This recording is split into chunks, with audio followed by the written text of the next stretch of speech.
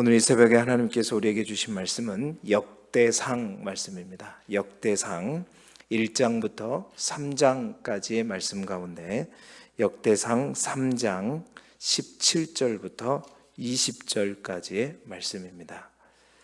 구약성경 613쪽 역대상 3장 17절부터 20절까지의 말씀입니다. 구약성경 613쪽 역대상 3장 17절부터 20절까지의 말씀입니다. 구약성경 613쪽 역대상 3장 17절부터 20절까지의 말씀을 우리 함께 한 목소리로 읽겠습니다. 역대상 3장 17절부터 20절까지의 말씀입니다. 시작. 사로잡혀간 여고냐의 아들들은 그의 아들 스알디엘과 말기람과 부다야와 세나살과 여가미야와 호사마와 느다바요. 부다야의 아들들은 수룹바벨과 시므이요. 수룹바벨의 아들은 무술람과 하나냐와 그의 매제 슬로밋과 또 하수바와 오헬과 베레가와 하사다와 유삽헤셋 5사람이요. 아멘. 오늘은 역대상 1장부터 3장까지에 있는 말씀을 가지고 다윗의 계보라는 제목하에 말씀의 은혜를 함께 나누도록 하겠습니다. 우리 교재에 나와 있는 포인트를 함께 읽어보시죠. 108쪽에 나와 있는 포인트를 함께 읽겠습니다. 시작. 이스라엘의 역사가 담긴 계보를 읽으며 그 긴 역사의 길을 인생들과 함께 묵묵히 동행해 주신 은혜의 하나님을 만나게 됩니다. 아멘. 오늘은 이제 역대상 말씀을 들어가겠는데 오바댜 말씀을 우리가 해야 되는데 사실 오바댜는 제가 개론에서도 했고 또 예레미야의 또 열국 심판의 오바댜도 또 길게 나왔었고 해서 오바댜는 여러분 각자가 읽으시고 넘어가면 좋을 것 같습니다. 오늘 그래서 곧바로 역대기서로 들어가게 되겠는데요. 역대상의 처음 1장부터 9장까지 9장은요.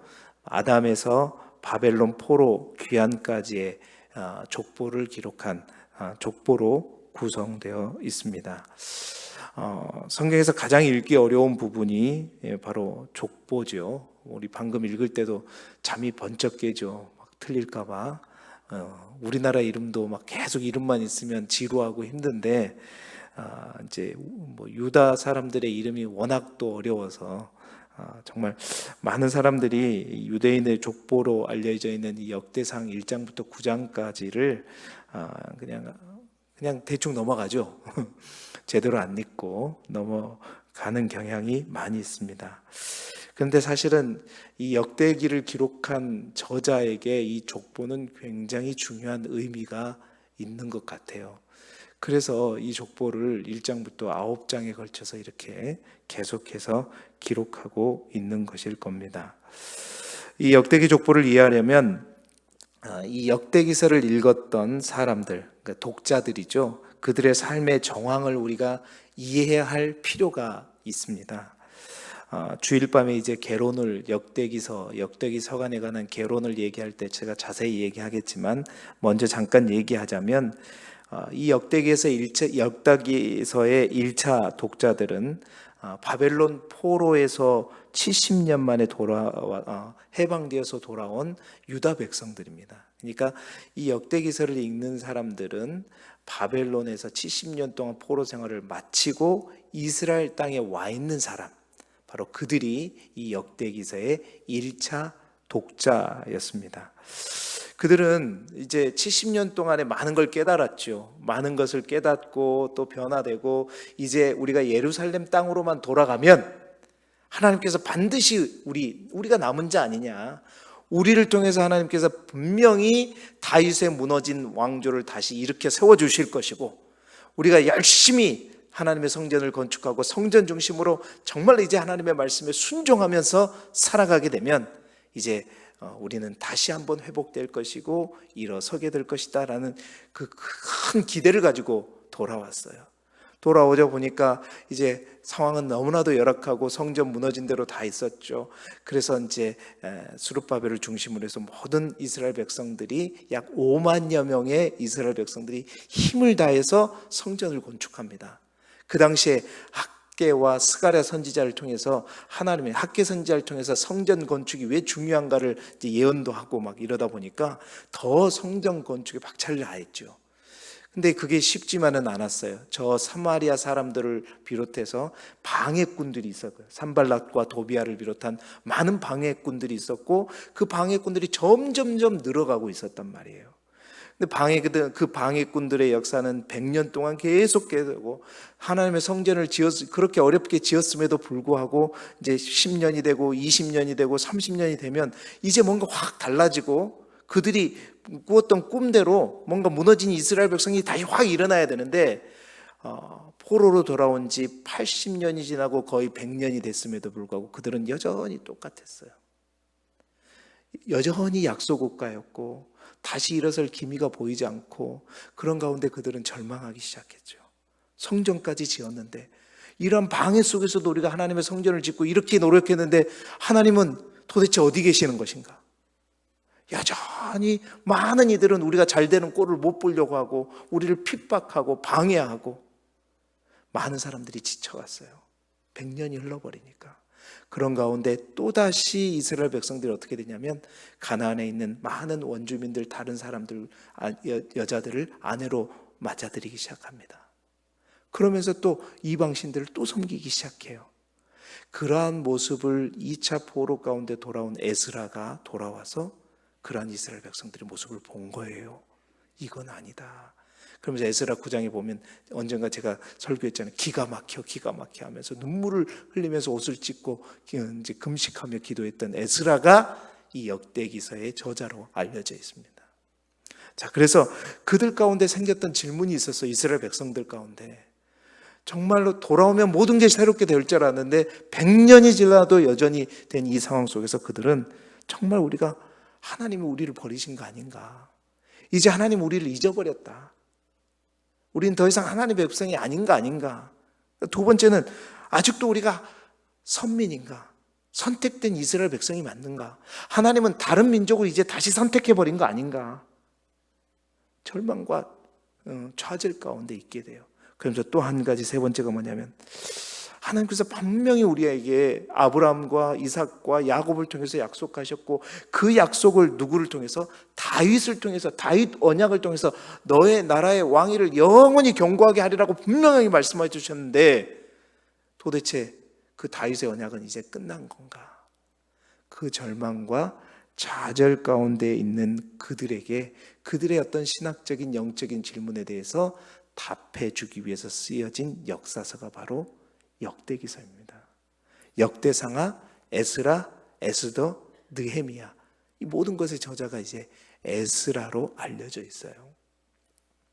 자, 이런 질문을 가진 그들에게 에스라가 이제 하나님이 주신 영감 가운데 역사서를 기록하면서 제일 먼저 써 내려간 것이 뭐냐? 바로 아담에서부터 시작하는 족보였단 말이에요. 그럼 족보를 그냥 쓴 게 아닐 거라는 거죠. 자, 역대기의 저자는 족보를 통해서 포로에서 돌아온 유다 백성들에게 그럼 무엇을 말하고 싶었던 건가? 또한 이 족보는 오늘날 우리에게는 또한 어떤 의미일 것인가? 오늘 몇 가지를 통해서 이 족보가 왜 그 당시에 유다 백성들에게 중요한지 함께 말씀을 통해서 나누기를 원합니다. 첫 번째, 이 족보는 뭘 가르쳐 주느냐? 뿌리가 어디인지를 말씀해 준다라는 거예요. 뿌리가 어디인지 말씀해 준다는 것은 이 족보는 뿌리를 찾아준다는 거예요. 보세요. 여러분, 족보라는 게 무엇입니까? 내가 누구인지 말해주는 것이 족보이고, 말하자면 우리의 정체성을 찾아주는 거죠. 우리의 뿌리가 어디인지를 찾아주는 게, 알게 해주는 게 뭐예요? 족보입니다. 그러니까 역대기 족보는 포로 귀환 후에 그들의 처한 비극적인 상황들을 보면서 아까 첫 번째 질문이 그거였죠. 하나님이 우리를 버리셨는가? 하나님께서 우리를 버리셔버렸는가? 우리는 더 이상 하나님의 선택받은 선민 이스라엘이 아닌가? 라는 그들의 신학적인 질문에게 제일 먼저 1장 1절에 아담으로부터 시작했죠. 여러분, 아담은 누가 지으셨죠? 하나님이 지으셨죠. 아담, 그러니까 이스라엘의 족보면 아브라함부터 시작하면 되죠. 왜? 아브라함을 선택해서 이스라엘 백성들이 나왔으니까. 근데 아브라함으로부터 시작하지 않고 누구로부터 시작했어요? 아담으로부터 시작했다. 그러면 그 이스라엘의 뿌리인 아브라함을 넘어서 그 민족의 진짜 뿌리가 뭔가? 하나님이다. 그 아담으로부터 시작해서 오늘 우리가 읽었던 3장 19절에 보세요. 브다야의 아들들은 스룹바벨과 시므이요, 스룹바벨의 아들은 따다다다다 가죠. 읽기가 어려우니까. 스룹바벨이 누구예요 지금? 브다야의 아들 스룹바벨이 누구냐면 바로 지금 바벨론 포로로 끌려갔다가 돌아온 1차 포로로 돌아올 때 그 1차 포로된 백성들을 끌고 왔던 지휘관이 바로 스룹바벨이었고, 그 스룹바벨을 중심으로 성전을 재건하잖아요. 자, 보세요. 아담으로부터 시작해서 지금 현재 그들과 함께하고 있는 누구?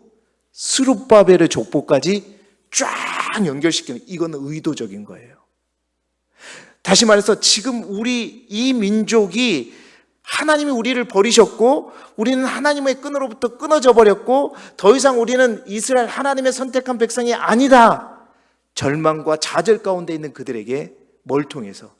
족보를 통해서. 분명히 봐라. 너희들은 아담으로부터 시작한, 나로부터 시작한 아담으로부터 시작한 족보로부터 지금 너희와 함께 있는 스룹바벨까지 그냥 족보로 그냥 쫙 연결해가지고, 자, 너희들이 홀로 됐다? 하나님으로부터 끊어졌다? 아니다. 여전히 너희들의 뿌리는 누구다? 하나님이시다. 하나님이 너희들을 붙잡고 있다. 여전히 너희들은 나의 백성이고 나의 자손이고 너희의 뿌리는 바로 나다라는 것을 말해주고 있는 것이 바로 역대기의 족보의 첫 번째 의미입니다. 여러분, 하나님께서는 혼란스러워하는 이들에게 하나님께서 버리시지 않았다.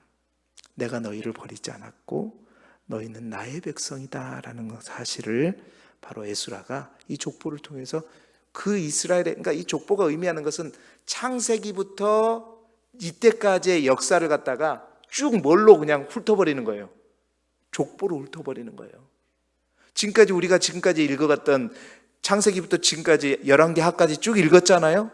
그 모든 수천 년의 이야기를 족보를 가지고 쫙 하면서 그 족보를 통해서 하나님과 누구와 지금 이스라엘 백성과를 연결시켜 버리는 겁니다. 족보는 그런 의미가 있는 거예요. 하나의 역사서죠. 역사서. 그 이전의 역사부터 지금까지 연결시켜주는. 그래서 너희는 아무 의미 없는 존재가 아니라 처음부터 하나님의 사랑을 입은 민족이고 그 후손으로 하나님을 온전히 믿고 너희가 섬기게 되면 새로운 역사 다시 써 내려가게 될 것이다 라는 사실을 분명하게 알려주는 게 바로 족보였습니다. 뿌리를 찾아주는 거죠. 그렇습니다, 여러분. 세상의 족보는 선조를 자랑하기 위함이지만 성경에 있는 족보는 하나님을 기억하게 하기 위함이다. 세상의 족보는 선조를 기억하기 위함이지만 성경의 족보는 우리를 기억하는, 나를 기억하시는 하나님을 기억하게 하는 것이다. 오늘 여러분 읽어보세요. 집에서 성경이 이제 아마 읽기 싫을 거예요. 그냥 넘어가고 싶을 거예요. 성경에 수많은 사람들의 이름이 기록되어 있습니다. 근데 이 족보에 빠진 게 엄청나게 많죠. 연결된 족보만 선택적으로 기록했습니다. 얼마나 많은 사람들의 이름이 있어요. 그 많은 이름들 중에서 하나님은 결코 유다 백성들의 이름을 잊지 아니하시고 그들의 이름을 기억하고 계시는 것을 보여주고 있는 것입니다. 여러분, 그들의 족보, 위로 거슬러 올라가면 하나님에게 연결되듯 여러분의 족보도 마찬가지예요. 여러분의 족보도 어떻게 해요? 올라가면 누구에게로 갑니까? 아담에게로 가는 거예요. 하나님께로 갑니다. 그 말은 우리 또한 하나님으로부터 분리되지 않았다는 거예요. 우리 또한 예수 그리스도를 타고 저 위로 올라가면 누구에게로 가요? 하나님에게로 가는 거예요. 여러분의 상황이 유다 백성들처럼 열심히 포로 생활을 마치고 돌아와서 열심히 생활했음에도 불구하고 여전히 우리는 나아진 게 없다라고 실망하고 좌절하고 낙심하고 절망하십니까? 그래서 혹 하나님이 내 인생 가운데 없다라고 절망하십니까? 이 족보를 통해서 주시는 하나님의 음성을 들을 수 있기를 바랍니다. 하나님이 여러분을 향한 하나님의 사랑의 끈은 끊어지지 않았다. 끊을 수 없는 사랑의 끈으로 우리 모두를 잡고 계시는 그 하나님으로 인해서 다시 한번 힘을 낼 수 있는 우리 모두가 되기를 주님의 이름으로 축원합니다. 두 번째, 이 족보는 무엇을 가르쳐 주느냐? 다윗 왕조에 초점을 두고 있습니다. 다윗 왕조에 초점을 두고 있다. 이 말은 이 족보가 이스라엘 백성들의 현 주소를 찾아준다는 거예요. 뿌리를 찾아주지만 그들의 현 주소 또한 찾아주는 거예요. 족보는 그런 역할을 하죠. 자, 1장의 족보가 하나님부터 시작해서 아브라함을 거쳐 이삭으로, 또 이삭에서 야곱과 에서로 또 이어지는 족보임을 설명해 주고 있어요. 1장에. 또 2장부터는 하나님의 언약의 상속자인 에서가 아니라 이제 야곱의 족보, 이스라엘의 족보를 얘기해 주고 있죠. 그래서 2장 1절에부터는 보면 이스라엘의 12지파의 조상이 된 야곱의 12아들의 명단을 기록하면서 이제 족보가 시작됩니다. 자, 그런데 야곱의 아들들 12아들 중에서 장자는 누구죠? 르우벤이잖아요. 그러니까 정식대로 하자면 이 앞에 1장에서도 다 보면 장자의 족보부터 말을 하고 있단 말이에요. 그런데 2장에 딱 와서는 12아들 중에서 당연히 르우벤부터 해야 되는데 르우벤부터 하지 않고 누구의 족보부터 얘기하냐면 유다의 족보부터 얘기합니다. 자, 2장부터 4장 23절까지가 누구의 족보냐면 유다의 족보예요. 유다는 레아의 넷째 아들입니다. 르시, 레유, 넷째 아들이에요. 그러니까 장자가 아니죠. 그런데 유다의 족보를 2장부터 4장 23절까지 유다의 족보를 쭉 기록해요. 자세하게, 많이, 가장 먼저. 왜 그럴까? 그 이유가 무엇일까? 자, 그것은 바로 그들의 이스라엘 백성들이 그 당시에 가졌던 세 번째 질문 때문이었습니다. 하나님께서 분명히 다윗을 통해 가지고 너의 나라 왕위가 영원히 이어질 것이다라고 얘기했는데 과연 그 다윗의 언약은 끝나버린 것인가? 이스라엘 국기에 있는 다윗의 별, 그 언약은 끝나버린 건가라고 절망하고 있는 그들을 향해서 아니다. 다윗의 언약은 어떻게? 유효하다. 여러분, 다윗이 어느 지파 사람이죠? 네, 지금까지 얘기하니까 유다가 그냥 2장부터 4장 23절까지 막 쭉 처음으로 막 얘기하고 다윗이 유다 지파란 말이에요. 그래서 그 유다 지파에 대해서 얘기를 하는 겁니다. 유다 지파에 대해, 그러니까 다윗이 속한 유다 지파의 족보를 가장 먼저 언급하면서 그 족보를 통해서 유다에서 베레스로, 베레스는 또한 헤스론을 낳고 헤스론이 람을, 람이 암미다답, 나손, 살마, 보아스, 오벳, 이세를 통해서 누구에게로 연결돼요? 다윗에게로 연결된 그 족보를 얘기를 해줘요. 그리고 나서 그 2장에 또 헤스론의 아들들에 대해서 좀 더 구체적으로 얘기하거든요.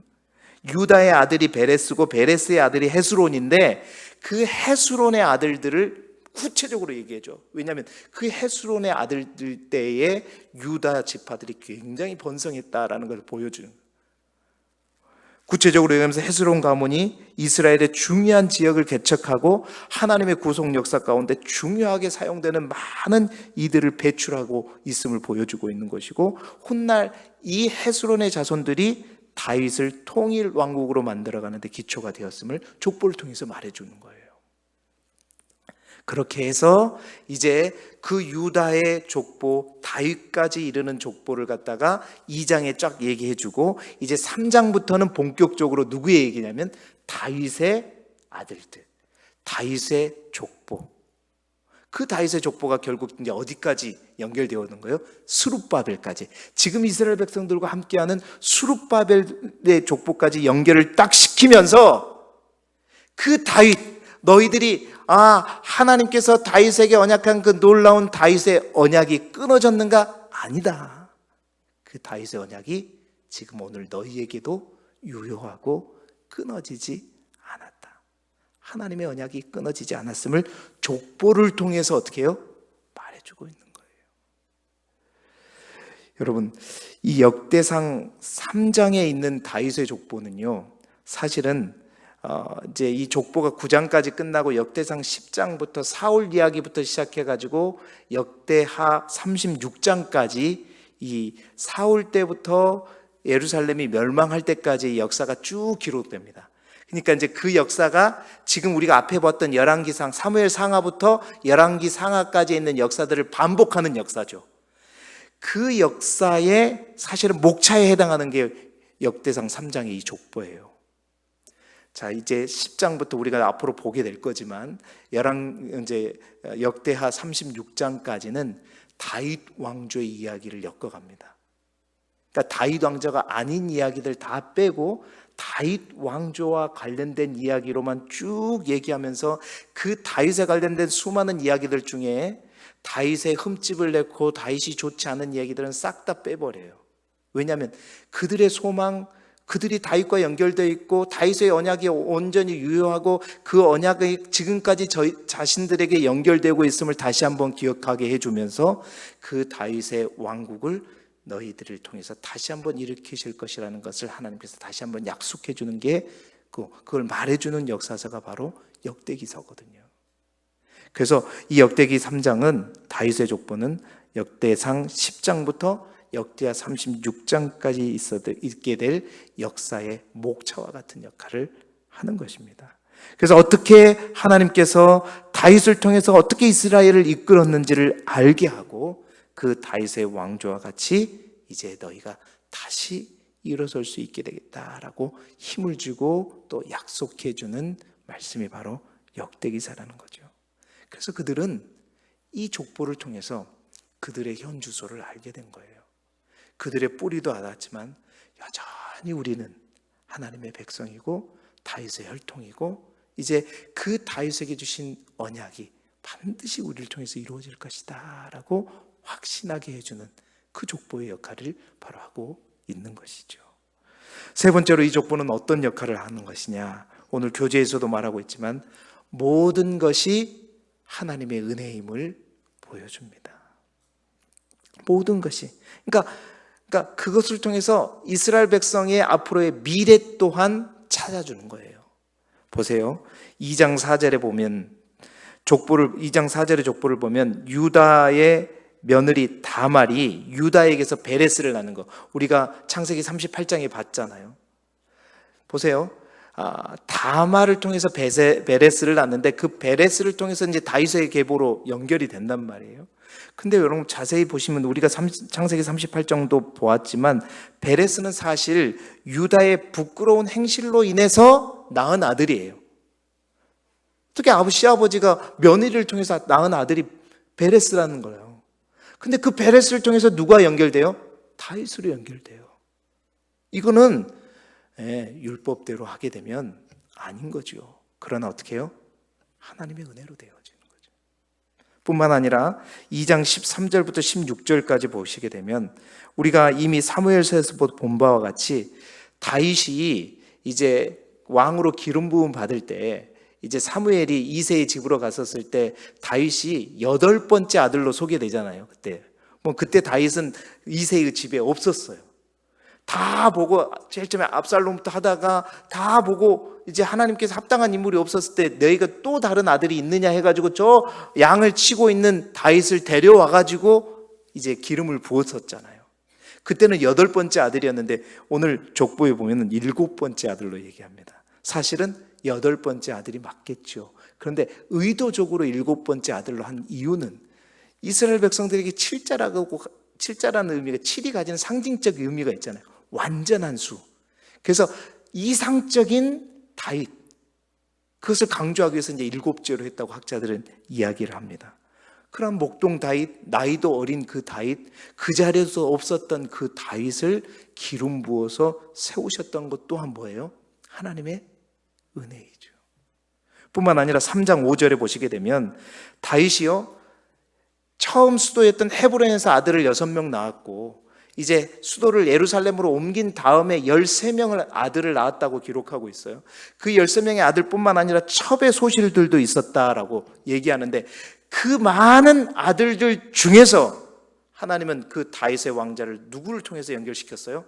솔로몬이에요. 근데 솔로몬은 그 다윗의 아내들 중에 누구의 아들이었죠? 밧세바의 아들이었다. 밧세바는 누구였습니까? 다윗의 인생 가운데 쥐어버리고 싶은 그의 죄의 꼬리 역할을, 다리 역할을 했던 사람이 바로 어떻게 보면 밧세바였잖아요. 그런데 그러한 밧세바를 통해서 주신 아들인 솔로몬, 많은 아들들이 많았는데도 불구하고 하나님은 솔로몬을 선택하셨다. 이건 뭘로 해석할 수 있죠? 하나님의 은혜죠. 뿐만 아니라 3장 19절, 오늘 우리가 읽은 본문 속에 보세요. 그 이후에 다윗의 계보를 보게 되면 북이스라엘과 남유다로 나뉘어져 가지고 저 북이스라엘의 엄청난 공격, 그 많은 사건 전쟁들 가운데서도 보세요, 남유다 왕조들이 끊어지지 않고 연결되고 있는 족보를 얘기해 주고 있죠. 결국 이스라엘이, 남유다가 멸망까지 했어요. 예루살렘이 완전히 함락됐어요. 그랬음에도 불구하고 스룹바벨까지 다윗의 왕조가 연결된, 그것은 뭘로 설명할 수 있죠? 하나님의 은혜이다. 하나님의 은혜이다. 은혜가 아니면 여기까지 올 수 없음을. 여러분, 하나님께서 이스라엘의 이 무너져가는 절망 가운데 있는 유다 백성들에게 그 하나님의 은혜가 있음을, 그 하나님의 은혜가 끊어지지 않았음을, 그리고 너희 또한 비록 유다처럼, 또한 다말처럼, 또한 밧세바처럼, 다윗처럼 죄를 지었을지라도 나의 은혜가 끊어지지 않는 한은 너희 또한 비록 죄를 지어 바벨론 포로로 끌려갔다 와서 다시 또한 죄를 지었다 할지라도 내가 너희를 끝까지 놓지 않고 은혜를 베풀어 줄 때 너희가 다시 회복될 수 있음을 말해주고 있는 것이 바로 족보를 통해서 말해주고 있는 거예요. 여러분, 이 세 가지 모든 내용들이 이제 앞으로 역대상 10장부터 역대하 36까지 내용의 핵심입니다. 이미 족보를 통해서 먼저 말하고 있는 거예요. 그리고 그들의 그러한 은혜는 스룹바벨을 지나서 이제 아브라함과 다윗의 자손 예수 그리스도의 계보라, 이 족보가 누구에게로 넘어가는 거예요? 이제 예수님의 족보로 넘어가서 그 영원한 별의 약속, 그렇죠? 너의 왕위가 영원하여질 것이라는 다윗의 언약이 바로 예수 그리스도를 통해서 이제 우리 모두에게 족보로 연결되어지는, 그래서 우리가 하나님의 자녀가 되는 거예요. 예수 그리스도를 믿음으로 말미암아 우리 또한 그 족보에 이름이 올라가게 되어지는 거죠. 사랑하는 성도 여러분, 우리 역사도 마찬가지입니다. 우리의 불순종과 죄로 인해서 하나님의 징계를 받고 어려움 가운데 많은 시간을 보낼 수 있습니다. 그렇다고 해서 하나님께서 우리를 향한 약속과 사랑이 결코 끊어지지 않는다. 여전히 우리를 향한 하나님의 사랑의 끈은 분명히 연결되어 있고, 또 우리를 향한 하나님의 약속의 끈은 분명히 연결되어 있고, 또한 그 약속의 끈은 앞으로 우리의 미래에도 여전히 하나님의 은혜 가운데 계속될 것이다. 유다 백성들뿐만 아니라 오늘 우리에게 이 족보는 복음인 거예요. 굉장히 중요한 의미가 있고, 우리보다도 이 역대기사가는 그 간절한 마음으로 한 사람 한 사람 이름들을 기록하면서 이 족보를 기록했다는 거예요. 분명히 기억하십시오. 하나님은 이 족보를 통해서 이스라엘 백성들을 다시 한번 찾아주셨듯이 여러분 한 사람 한 사람의 이름도 반드시 기억하시고 잊지 않으시고 은혜 베풀어 주시고 함께해 주실 것이다. 오늘 그 하나님의 끈을 붙잡고 오늘 이 하루도 승리하는 저와 여러분이 되시기를 그리스도 예수 이름으로 축복합니다.